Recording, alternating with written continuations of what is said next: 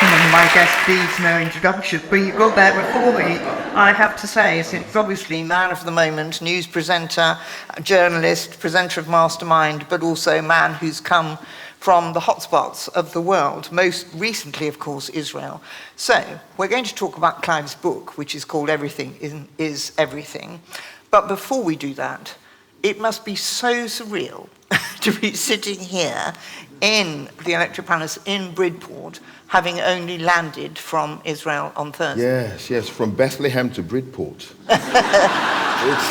It is a contrast.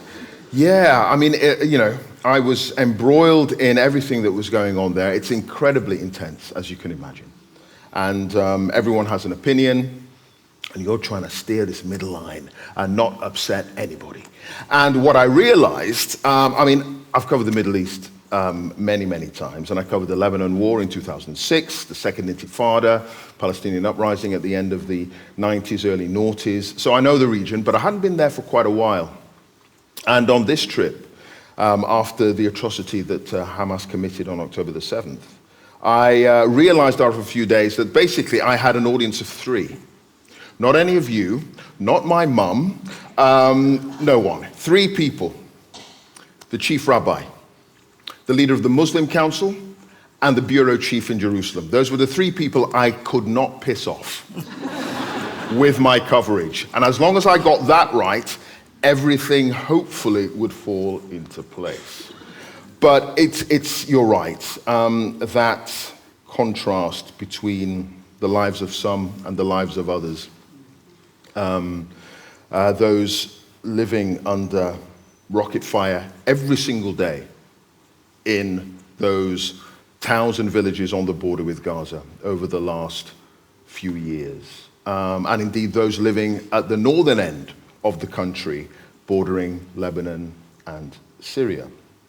And of course the Palestinians themselves, 2.5 million people in Gaza, living under occupation. No matter how well you try to slice it, that's what they've been living. So both sides living in completely appalling conditions. And trying to get across the pain on both sides was my job. Not to favor one side or the other. To try to get across the nuance and the complications of this thing. Because it's easy in the court of public opinion and in the public square for things to be black and white, for there to be goodies and baddies. And if you're on one side, they're the baddies. If you're on the other side are the baddies. And it's not quite as simple as that. And I hope, fingers crossed, the BBC has tried to steer a path, explaining some of the complications and trying to get across that it is not simple. It is not straightforward, no matter how easy it might seem to be as an issue to explain on the outside. From the inside, it is far from that. But you talk quite a lot in the book, and we'll come to some of the other instances when this has been about internecine conflict and it's been about the some and the others. But one of the things that intrigues me is that, and you've sort of explained it in that you know a lot about the Middle East, but actually this time round you weren't there very long. No. And so, and I noticed with the Ukraine that actually you went in the day before it started, flew in on your Ryanair jet and suddenly... $29.99. Yeah, and... From Stansted. And, you know... Didn't even have a meal.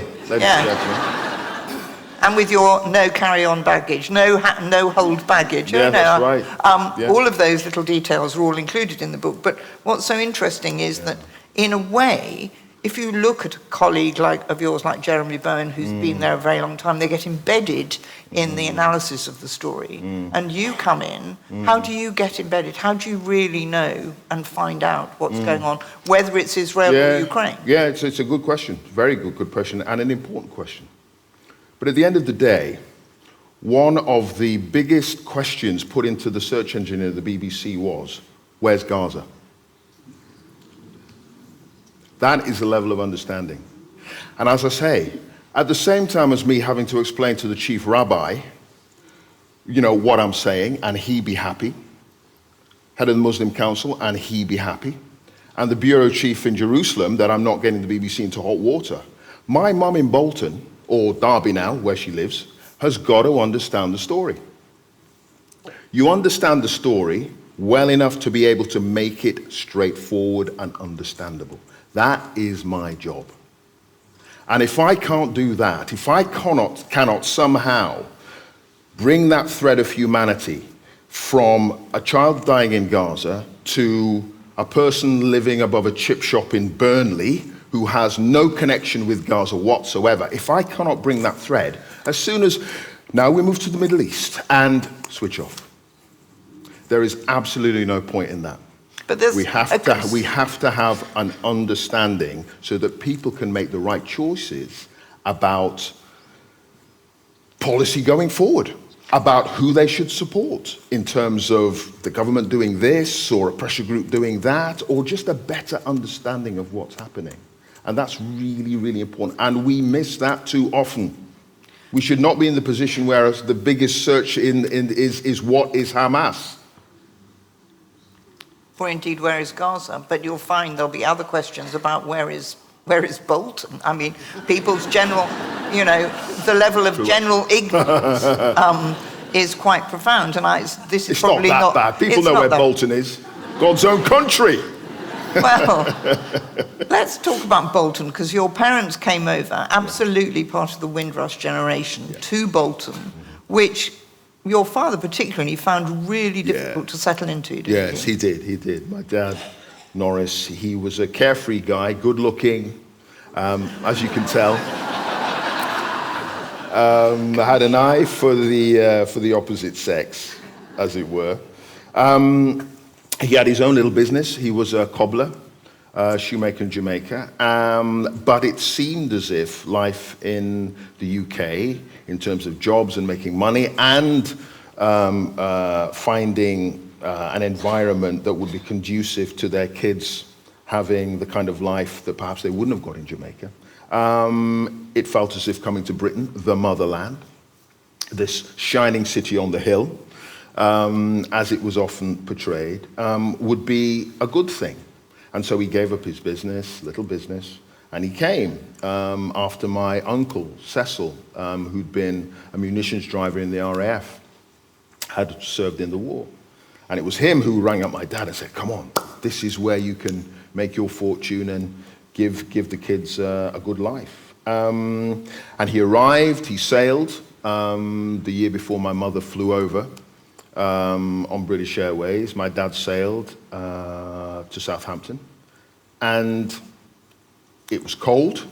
Steps off the ship, it's freezing cold, and the welcome generally was not what he thought it would be.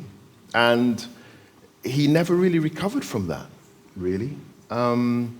He never really adapted and acclimatized in the way that perhaps my mum did. And I spoke to him over many, many, many hours for the book, and he regrets not going back. No, it's really clear how difficult he found it.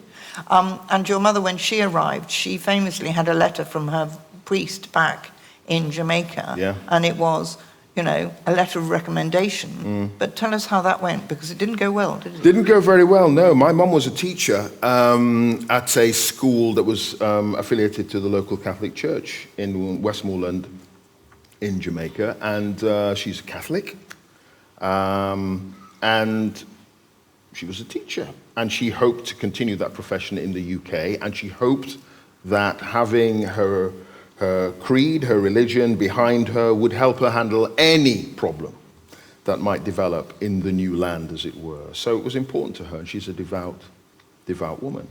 So she got a letter of introduction from the priest in Jamaica.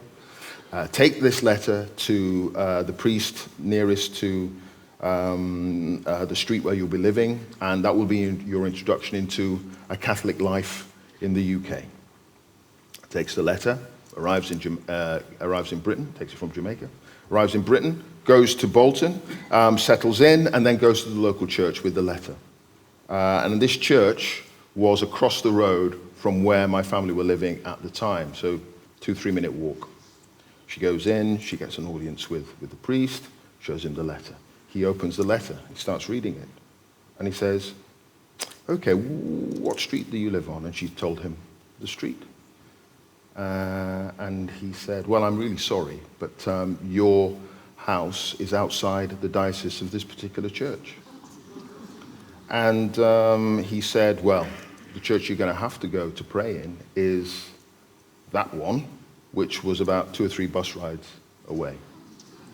And that, to this day, my mum will not have it be said that it was because of the color of her skin. Because she just cannot believe that a man of God would do that. Of course, I didn't find any of this out, bizarrely, until I was about to get married. Because I grew up Church of England, Anglican. Because that was the nearest church establishment building to the house that we ended up moving to later on. My mum just didn't bother with the Catholic Church anymore. And a lot of West Indian immigrants who had problems like that, they ended up becoming Methodists. And I went to get married to Catherine, my wife, who's a good Irish lass, and therefore Catholic. And we go to the church in Maiden Lane, and the priest says, right, okay, you're going to have to convert because you're Church of England. I said, yeah, fully understand that. That makes sense to me. Go back to my mum, tell her that I'm going to have to convert. She says, well, actually... You don't have to at all. You don't have to at all. Because you are Catholic. You were baptized Catholic. And actually, it was in the church where I was baptized, it was the first baptism under Vatican II. In 1964, so it was done in English, it wasn't done in Latin. So there was a sort of, there was a holy effect on the whole experience. But that's when I found out about the story of the priest, and I was absolutely horrified. But that's one of the interesting things about the book, because it rather took me by surprise, to be honest, as to how much of that sort of thing there was in your life, bearing in mind that, a lot of us, most of us in this room, would never have come across that sort of prejudice as a sort of daily occurrence. And yet you and your family, it happened all the time. Yes, and we weren't unusual. I mean, that's the thing. I mean, my parents arrived. My dad arrived in 61, my mum in 62. At that time, you could legally discriminate against people because of their color. In your boarding house, you could say, no, I'm not having you in here because you're black. Off you go. You didn't have to employ someone. You could say, I don't want you working on my bus route because you're black. This building site, nah, we're not going to take you. We'll take the other guy. And, that was Britain at the time. We forget that now, and it was a while ago. But that was the Britain that the Windrush generation arrived in, even though the Windrush generation were begged to come here. Begged. And remember, 16,000 black servicemen and some women as well served in the RAF in the Second World War. 16,000 from Jamaica alone, okay? Their duty to this country was evident. They were willing to give their lives to this country. I tell the story in the book of William Runners, my great uncle. He fought in World War I. So these were people who were willing to die for king, then queen, okay? Recruiters begged these people to come over to fight in World War I and World War II, then begged them to come over to help stock the National Health Service, because the recruiting at the beginning, when the health service was getting off the ground in 46, 47, it was embarrassing, the lack of white people who wanted to get involved in this new service. Embarrassing. British Rail, this new sort of national sort of entity that would unite the country. Black staff, desperately needed. And crucially, the rebuilding of Britain at the end of the war, rebuilding Coventry, rebuilding the East End, construction sites everywhere. Black people were begging, the British were begging them to come to help rebuild the country. And Churchill gave a radio broadcast on the BBC where he implored white indigenous Britons not to leave the country in 46, 47, or 48, because that's what they were doing. In fact, 2 million white people left. And you can't blame them, Britain was shattered, it was poor, it was ration book Britain. Australia looked a damn better prospect, and Canada, and New Zealand, and South Africa. So you cannot blame them. But that is why the Windrush generation ended up here. And their legacy is so important, not just to the creation of a multicultural Britain, which I think is a really good thing, but also to the reconstruction of a country that was on its knees.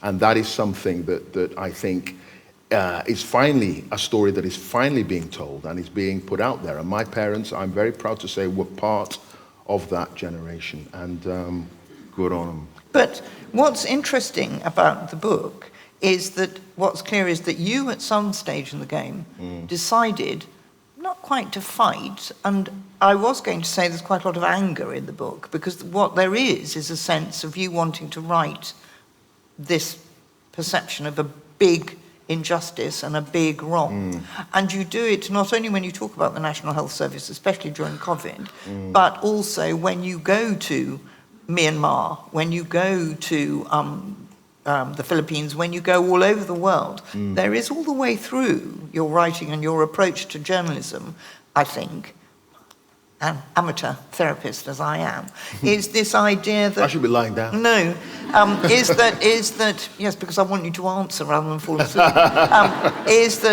is this idea of you taking on the mantle of going, look, this is an injustice. So when did you decide to take that mantle on and to tell all these stories?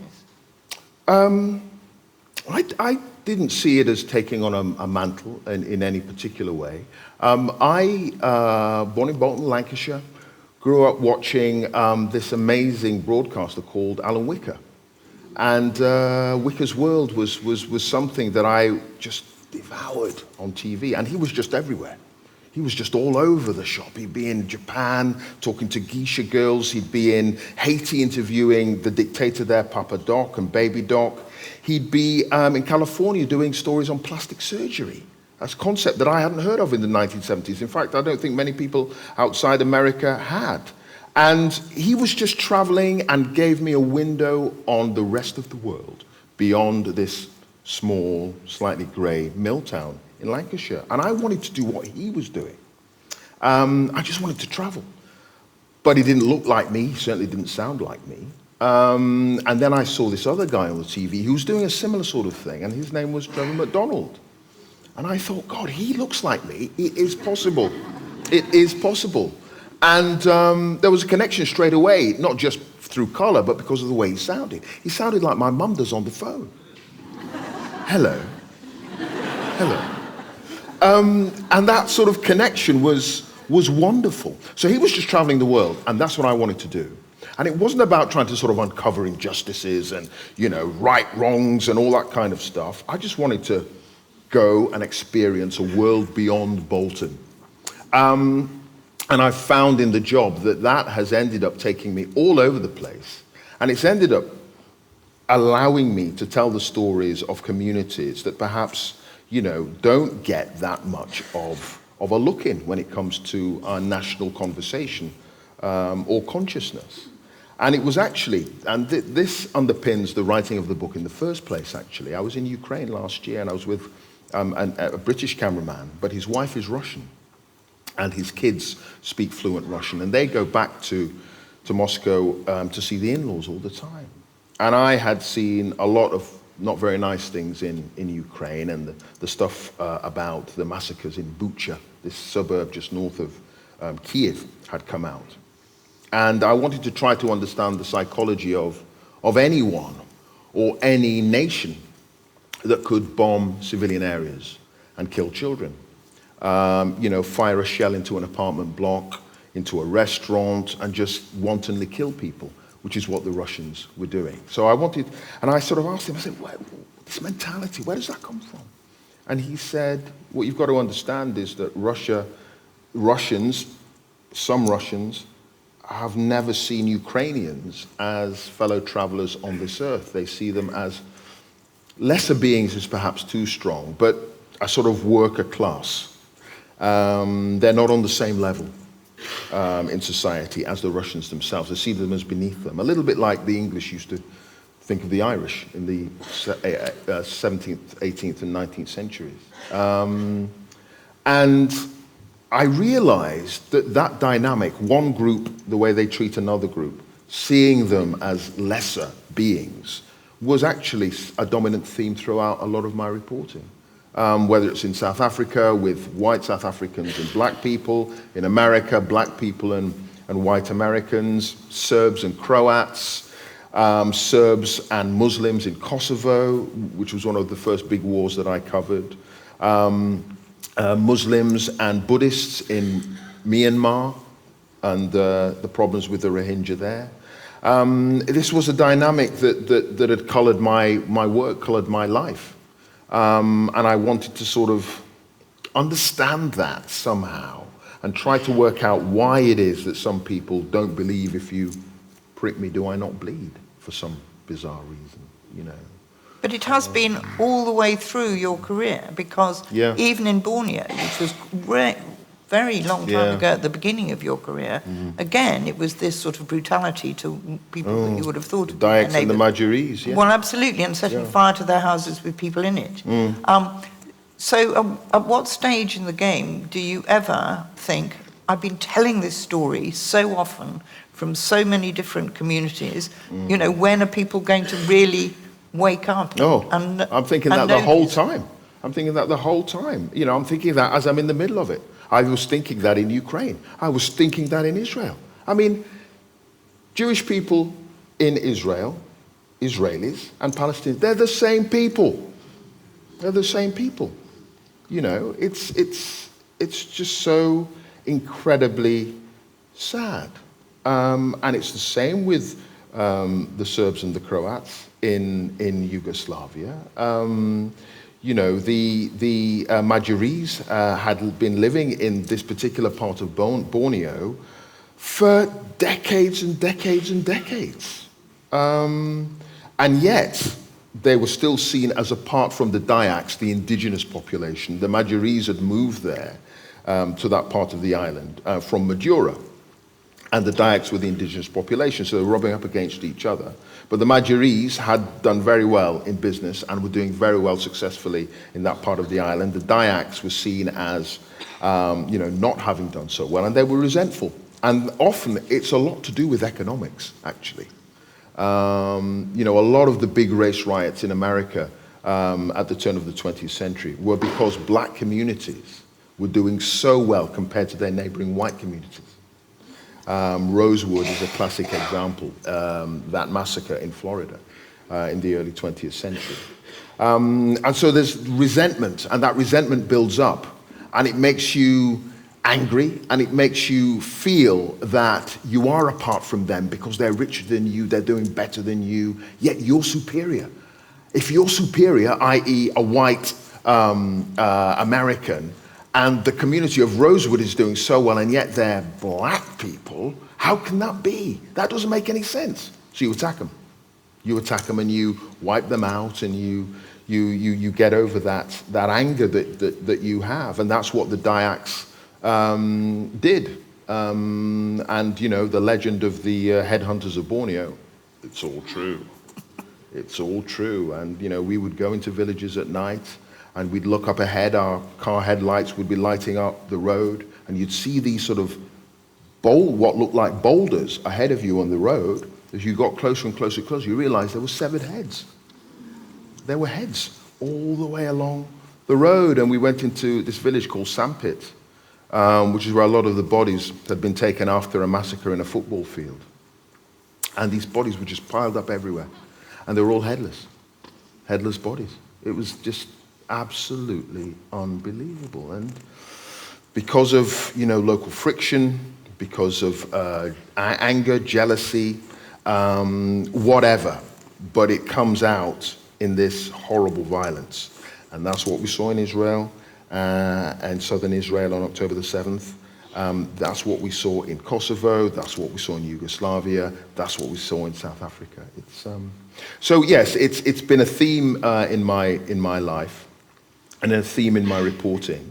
And I decided to put it all together in the book.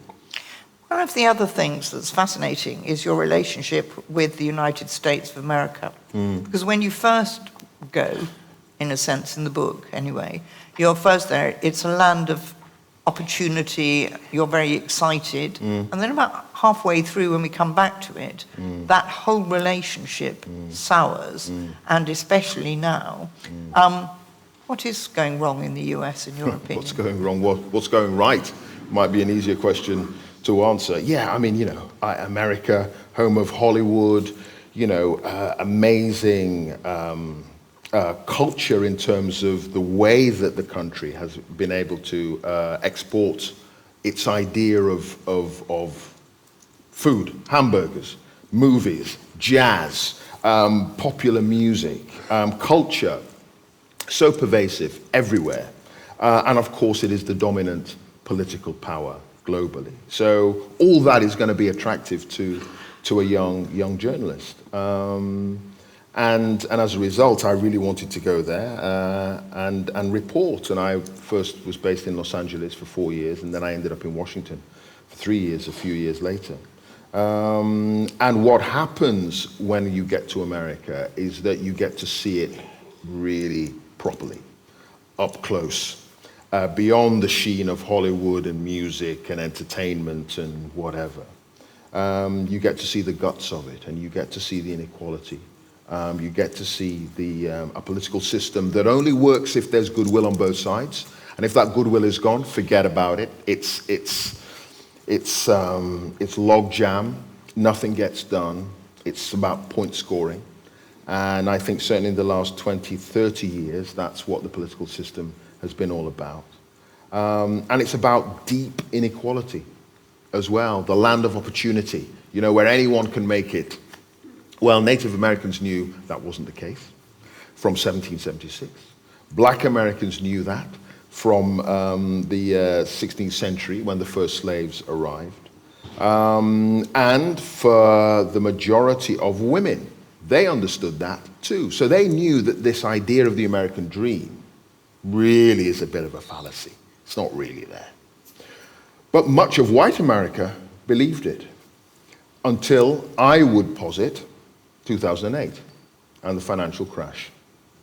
And the realization from a lot of what they call middle-class Americans, which is the equivalent of working-class Americans, blue-collar America, the realization that actually the dice is loaded.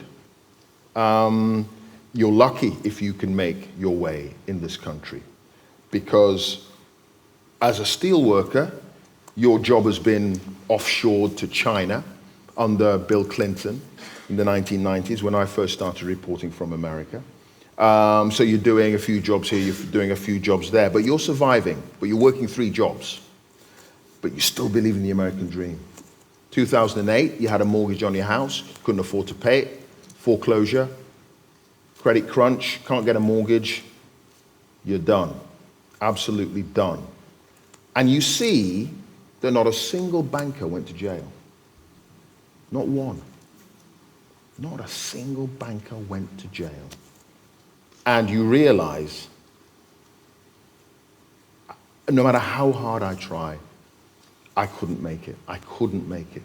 And that's why you end up voting for someone like Donald Trump.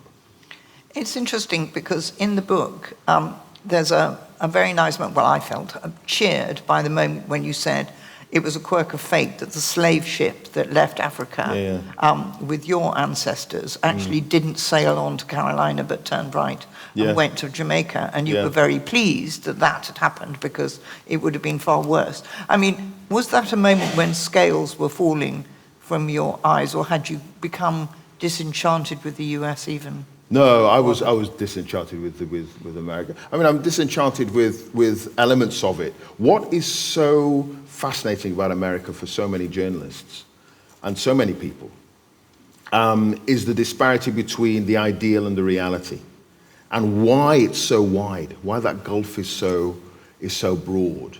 You know, the idea that all men are created equal and you can make it if you really want to, and New York, all that business, you can do it.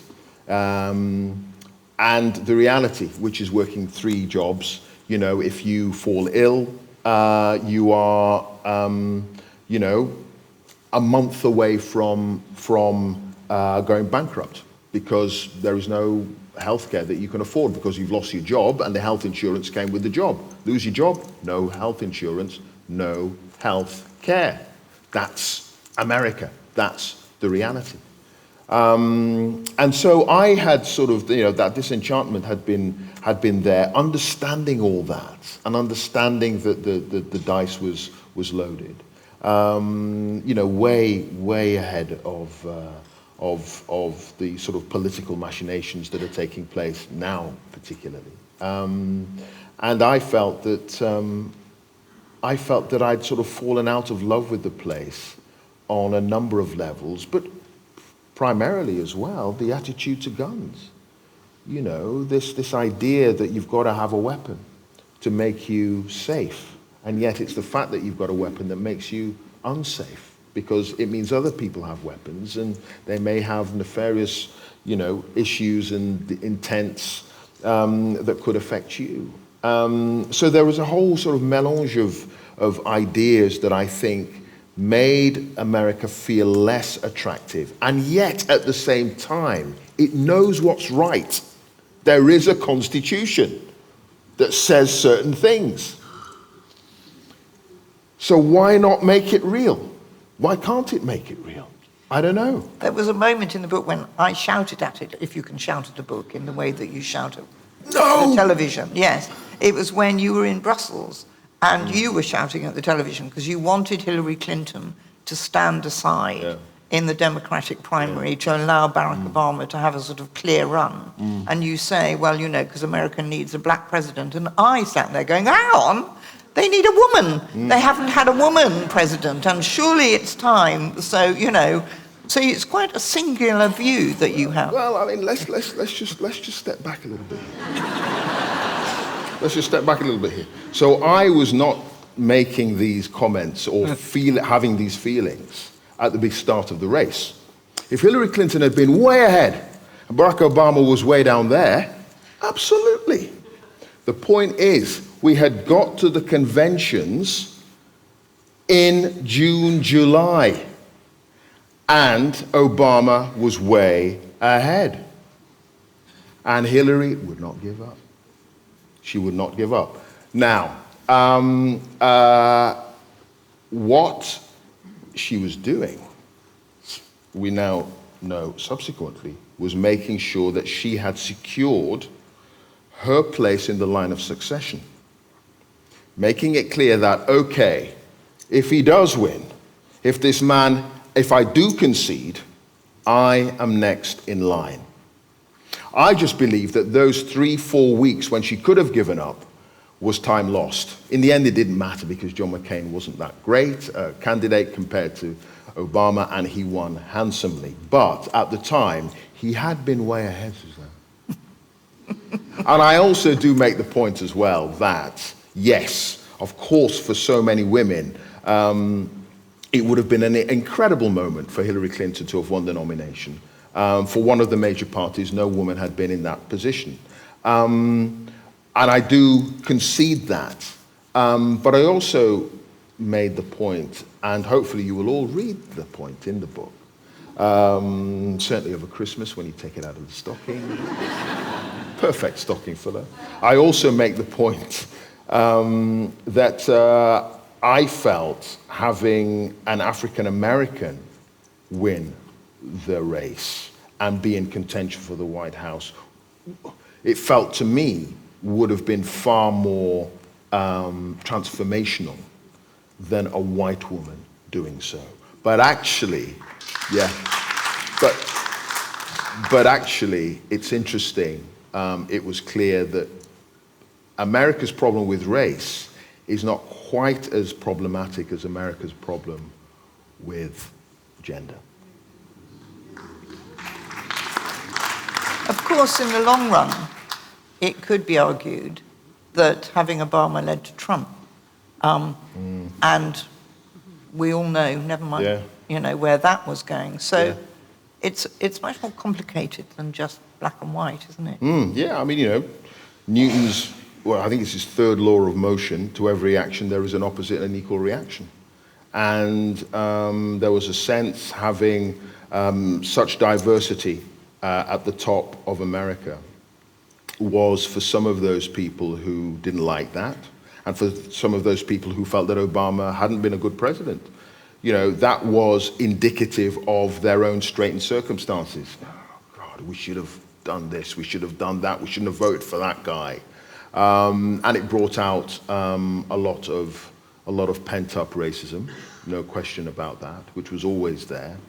And that racism, underlying the body politic of America, was exploited by a certain Donald Trump.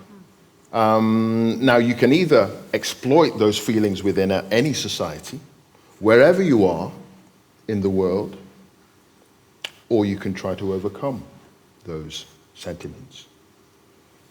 Enough said. You've had a very successful career within the BBC, and I'm intrigued whether you ever encountered any sense that your rise was tokenistic.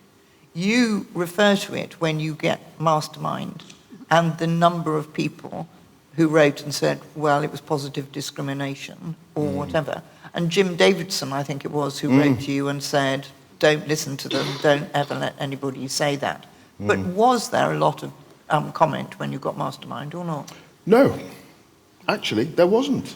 That was, I felt, really, really interesting.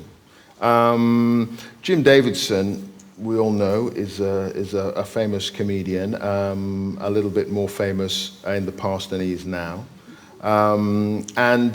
His comment was, I'm really pleased for Clive. And he put all this out in public, actually. It's on his YouTube channel. And he said, Clive Myrie, fantastic. So pleased for him. So pleased for you, guy. You know, I love the way you read the news, and you always look pissed off when you're doing a dodgy story. I love that. I love that, he said. Love that. Really, really pleased for you, mate. And I just want to say, don't listen to anyone who says you only got it because you're black. Yeah, so you can interpret that two ways. He's either genuinely saying that, or it's a backhanded compliment. I was interviewed at the time by a very, very well-known journalist for a very well-known publication. And he said to me, what would you say to those people who would say that you only got this job, Mastermind, because you're black? And I said, well, you know, did anyone say John Humphrys only got the job because he was white? And then I thought about those two examples, both white men asking that question. I remembered an experience I had when I was a trainee on the BBC training course, and it was at the time, mid-late 80s.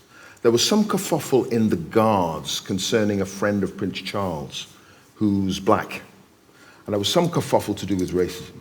So the BBC decided it was going to do a panorama documentary looking at racism and how black people are treated in certain big sectors within Britain. So they decided to look themselves in the mirror, as it were, the BBC. They did the Guards, the Army, the military. They did, was it Marks and Spencer, I think, and some other big sector. And I was on a training course. There were 4 black people on my training course, 12 people. 12 of us picked out of about 3,000 to be on this training course, very prestigious. And the panorama reporter came down to the training office where we were being trained and took the 4 of us aside, the 4 black trainees, myself, black guy, black woman, and an Asian guy. 4 of us, so people of color. And he said, it's fantastic that you're on this course, but what would you say to those people who would suggest that perhaps you're only on this course because you're black? And we said, well, you know, it doesn't matter. I mean, you know, if that's what people want to think, that's fine. We're just going to perform to the best of our ability in this job. And I thought back to that interview back in 1987. I thought about the guy who asked me about only getting Mastermind because I'm black, and I thought about Jim Davidson. And what was the thing that linked the 3 of them? They were all white men. All white men. All white men. And out of the hundreds, possibly thousands actually, of messages and communications, email, Twitter, congratulating me, those were the 3 examples. No, maybe 2 or 3 others. Only got the job because he's black. And they were all white men. And I think that says a hell of a lot. And if I'd been a woman, it would have been the same question. If I'd been disabled, it would have been the same question. If I'd been LGBTQ+, the same question. And, you know, all I can do is perform to the best of my ability, which is as good as any fucking white guy.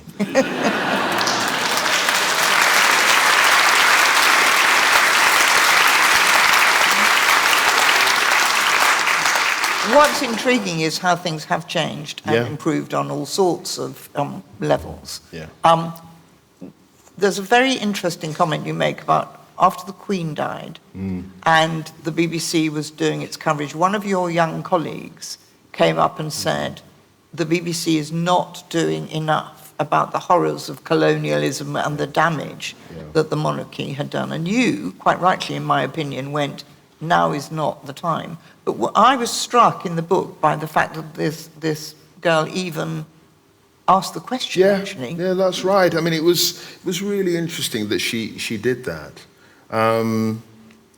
Because she felt that there was a sense that, you know, the royal family were being held up as this amazing thing, and she had a background that came out of colonial Britain. I think she was from Malaysia.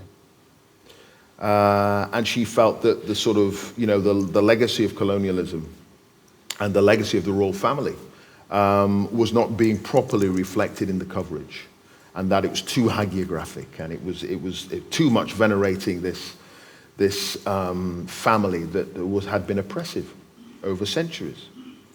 And she approached me at the end of a news meeting to say, you know, what did I think? And as a black person and as the child of empire and Windrush generation parents and so on and so forth, she wanted to hear my view. And I said, look, you know, we're in the middle of the period of mourning. The 10 days haven't been over yet. And I had, actually, a very, very interesting conversation the day after the Queen had died with Sir Simon Sharma, live on air. And I talked to him about the fact that my parents venerated the Queen. My mum went to see her on her first Commonwealth tour, which was to the Caribbean. After her coronation in 1953, she went to Montego Bay. My mum, she's in her early 20s, went to see her and to clap and to cheer. And my dad, he told me he cried when he heard that she died. I never hear that woman have a bad word for anyone. That's what he said. That's what he told me. I never hear her have a bad word for anyone. I cry, man, I cry. That's what he told me. And my mum said, you know, the brightest jewel in the crown jewels has now been dimmed. I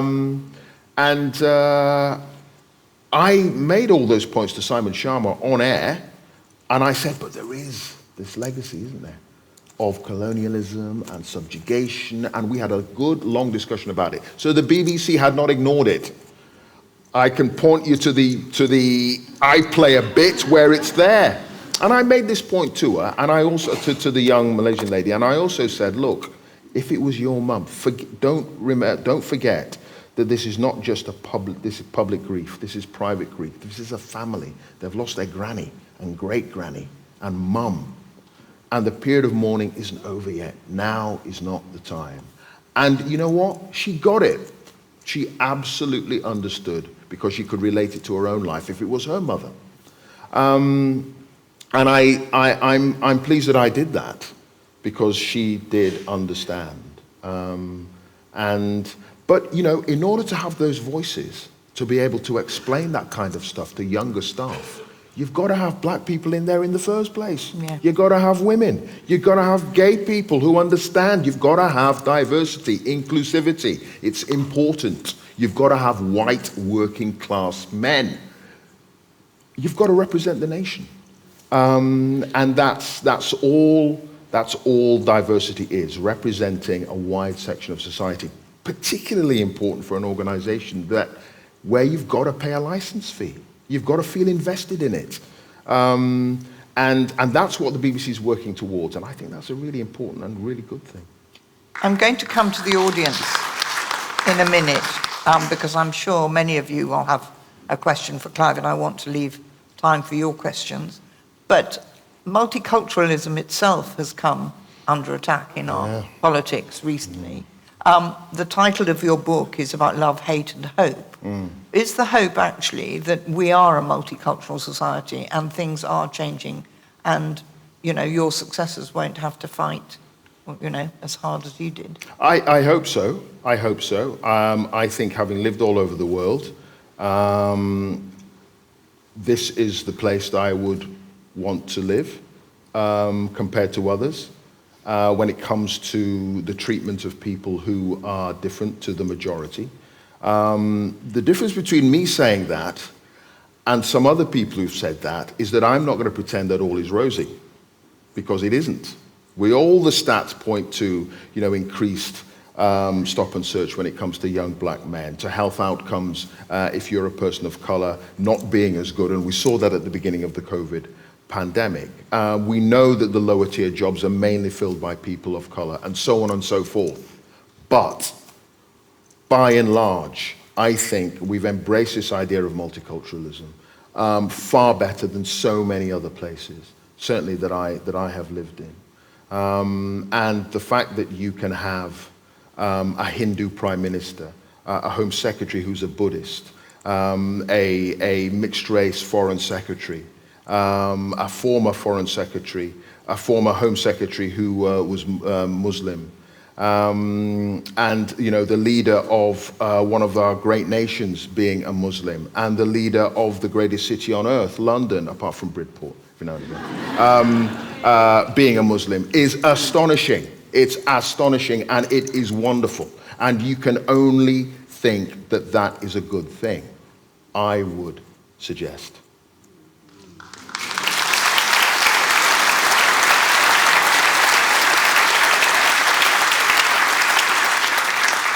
Can we have the lights up and some microphones? Oh, my God. Oh, people upstairs. I'm so sorry, I've been looking down here the whole time. Hi. Hey. I had no idea there was an upper tier. Oh, no. Doesn't always get sold out, you see. That's the thing. So who would like to ask Clive a question? I'm sure there's a microphone somewhere. A question, I can see a hand there. So question number one, thank you. Clive. Hi there. It's fantastic to hear you. I'm struck by your introductory comments right at the beginning, where you said, in relation to Israel and Palestine, it was your job to ensure that people understood how the sectors related to each other and so on, and that everything would fall into place. It seems to me that everything would fall into place is something that's occurred throughout your life and career. And I wonder what you think about the fact that you may have stood at the edge of holes in Israel or Gaza, where there's buildings, rockets, and children falling into holes. Yet you are successful, and maybe everything has fallen into place. So do you stand back from these pits? Right. Yes. Thank you. Thank you for the question. I've got to be mindful of my own mental health with a lot of these things. I've experienced some not very palatable things in my career, and I try to keep a distance from those things when I'm not actually reporting them. So I don't actually watch much TV news, actually, when I'm at home, no matter how much Fiona and Sophie would love me to. I don't. I listen to the Today program in the morning. I might catch PM program in the evening. But I try to divorce myself from it all when I'm not there. It sinks in by osmosis anyway, through newspaper reading, which I do voraciously, and so on. But I'm conscious of the fact that I am my own individual, and I'm not just a creation of the news, if that makes sense. So I want to, I mean, I landed back here in the UK from Israel on, what are we now, Friday? So Thursday afternoon. Yes, because it's Saturday today. It's Saturday today. I know. I don't know where I am. Is this Hebron?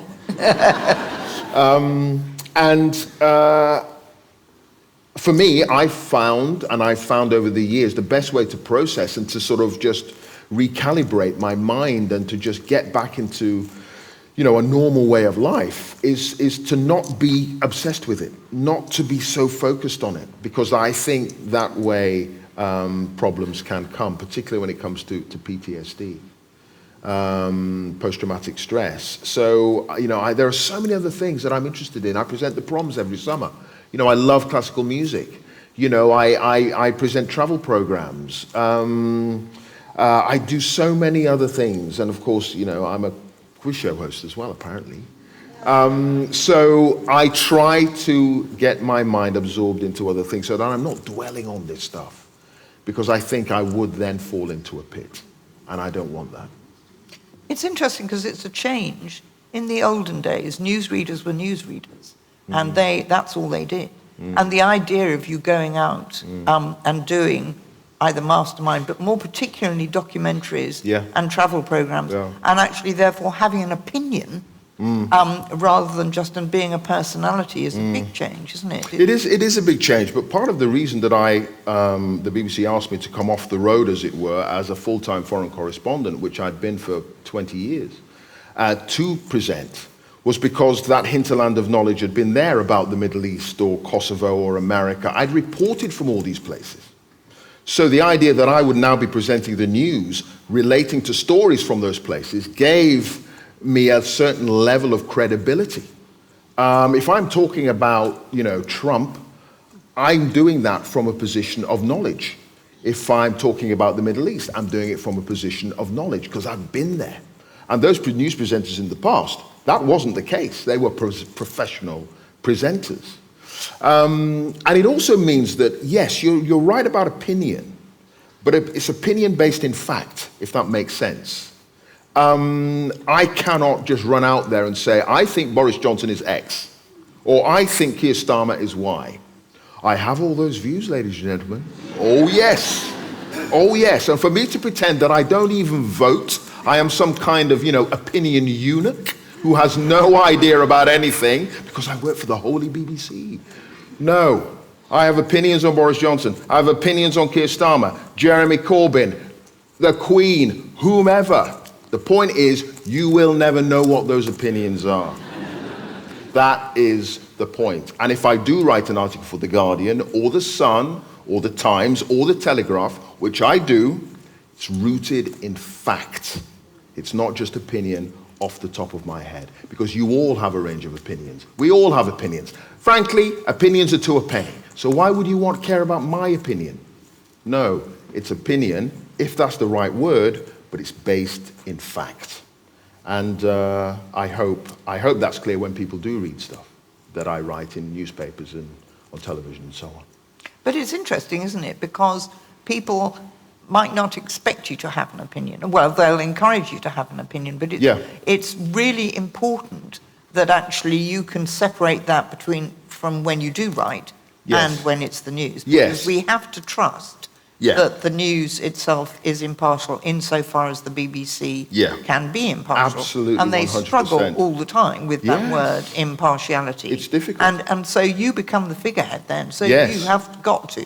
So it's a tricky balance. It's very tricky, You, Clive Myrie, with lots of opinions about lots of things, and the person who comes on at 6 o'clock and says, right, here we are. Absolutely. But to pretend that I don't have opinions, even though you don't know what they are, I think is a bit odd.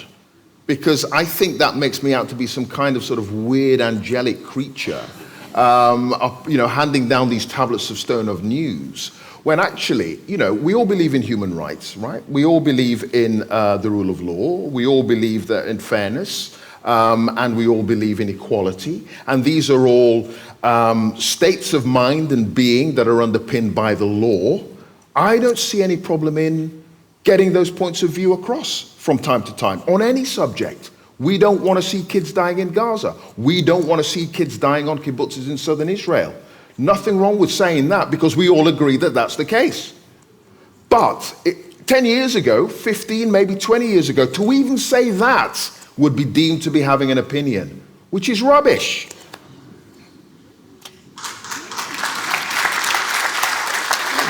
There are two more. There's one behind you, Sarah, and then I'll come to you next. So, yes, that question. Hi. Hello. This has been brilliant, and thank you very, very much. But it's always interesting to me that people who are often seen as very, very serious on camera, clearly there are moments where things go wrong, right? So I was just wondering, what is the funniest thing that's ever happened to you on camera? The funniest thing that's ever happened to me on camera. Oh, my word. God, the funniest thing. The trouble is, something that might be funny, say in the news studio, that's live. I mean, you're serious. You know, you can't mess up. People have got to believe what you say. You know, you're trying not to be funny, if that makes sense. So those examples might be very, very small examples, or there may not be that many examples that I can point to. But one does spring to mind. I was covering a story involving the Kurds. And I do apologize if there are any Kurdish people here in the audience tonight, but I was at the High Court, and I was at in the BBC studio, which is at the back of the High Court. And I was doing the case, and I was live. I think it was on the PM program. And I was broadcasting, and I was saying, well, and I mistakenly said turds instead of Kurds. And I was mortified, absolutely mortified. And I'm trying to remember the name of the PM presenter. It wasn't Eddie, it may have been Eddie Mayer, actually. It may have been Eddie Mayer who went like this and glossed over it. But I'm pleased to say, thank you for the question, I'm pleased to say that examples of that kind of mistake that might be deemed funny by some are few and far between, because we desperately try not to do that. So, thank you. I'm sure there are probably more, but for some reason I can't think of them. So, there's a question here on the front row. Hi there. Is it on? No, it's on, yes. Yeah, what would be your special subject? Whoa.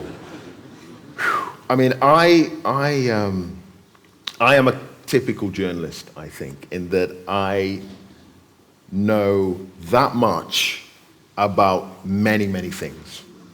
So for me to do a specialist subject on Mastermind, and I'm sitting there and I'm looking at these people ahead of me in the chair, man, right? And they are like this.